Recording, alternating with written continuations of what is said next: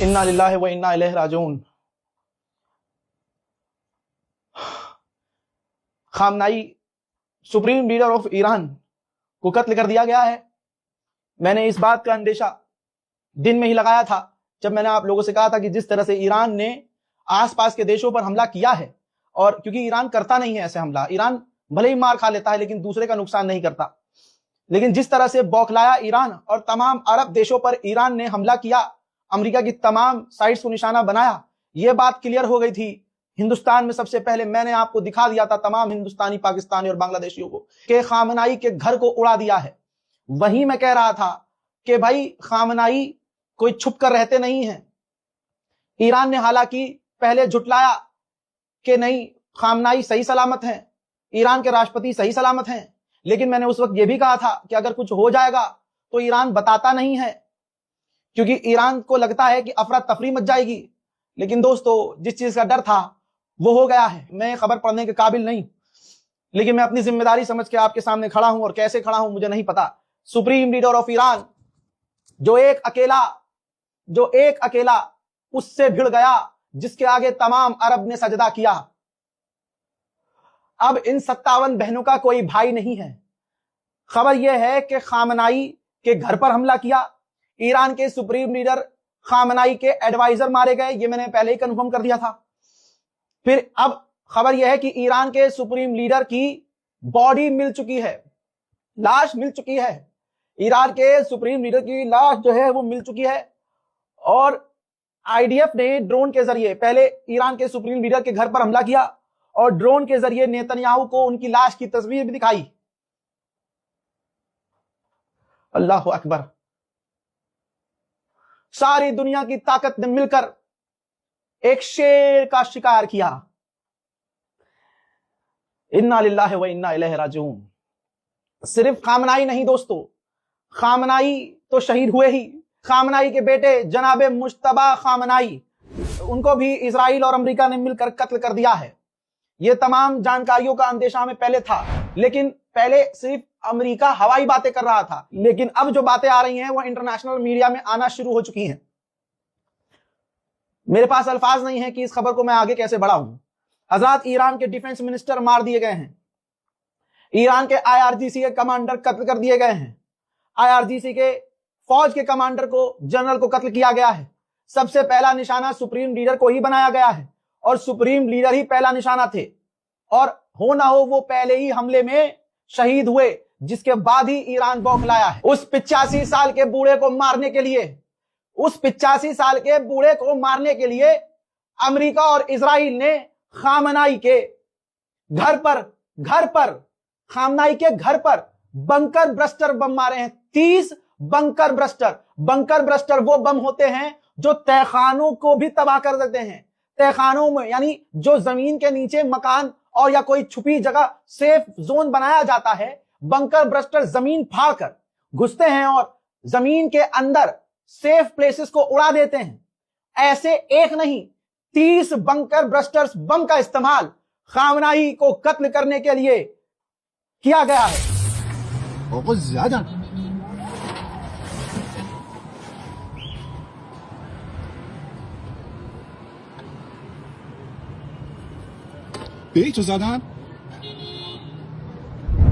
उधर ईरान के army chief Abdul रहीम मूसवी, इनको भी कत्ल कर दिया गया है, इनको भी मार दिया गया है।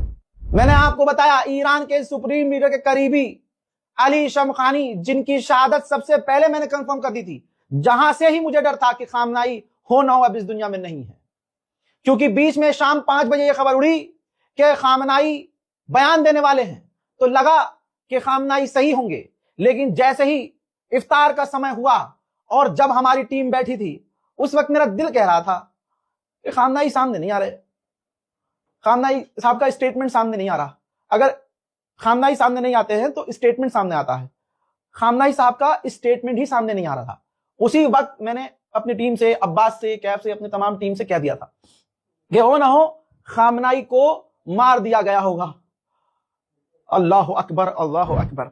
हजरत इस्माइल कानी, इनको तो आप पहचानते ही होंगे। खबर यह भी आ रही है कि इस्माइल कानी को भी कत्ल कर दिया गया है। मेरे दोस्तों, पहले ही इजराइल ने कह दिया था कि हमने पहला हमला 30 जगह किया, 30 मिसाइल दागी और ये टारगेट हमला था और 30 अलग अलग इंडिविजुअल्स को निशाना बनाया। तभी मैंने कह दिया था कि ये इंडिविजुअल्स ऐसे होंगे जो सबसे ऊंची पोस्ट पर होंगे और लगभग तमाम लोग शहीद हो गए हैं। यही तो वजह है कि ईरान फिर ऐसा बौखलाया कि उसने तमाम अरब देशों पर हमला किया, वरना ईरान ऐसा नहीं करता। इसके बाद ईरान के बड़े बड़े शहरों पर, तमाम बड़े शहरों पर अमेरिका इजराइल ने फिर से बड़े हमले किए।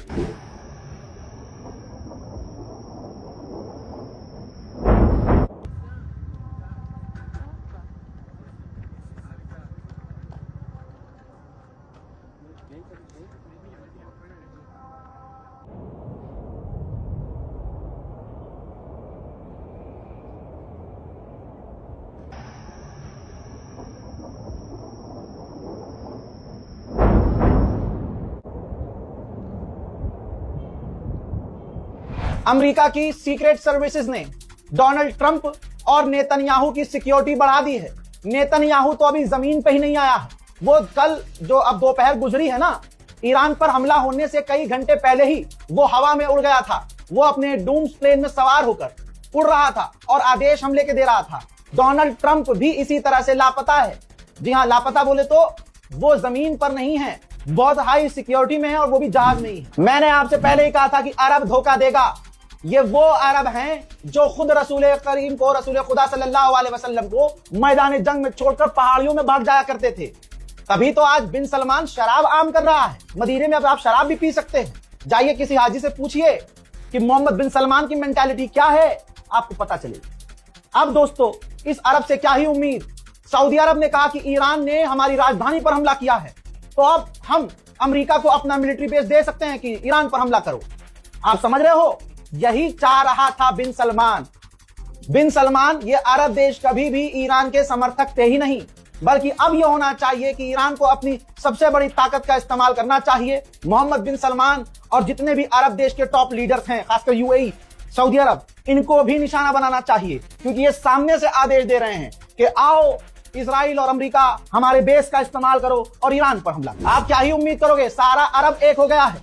ईरान अकेला था, अकेला है, अकेला रह गया है, लेकिन अल्लाह ईरान का साथ देगा इंशाअल्लाह। हमारी हिम्मत नहीं टूटी है। मेरे दोस्तों, जोलानी जो कल तक आतंकवादी था, आज भी है, बस अमेरिका का हाथ आ गया है उसके ऊपर। तो जोलानी ने ईरान के हमले की निंदा की है कि ईरान ने जो अरब देशों पर और खासकर हमारे वालिद मोहतरम इजराइल पर हमला किया है, ये गलत है। मोहतरम हजरात, फिलहाल के इस अपडेट में इतना ही मेरे पास जिगर है कि मैं आपको इतनी खबर दे सकूं। इस रिपोर्ट को शेयर कीजिए, दुआओं में याद रखिए। जय हिंद।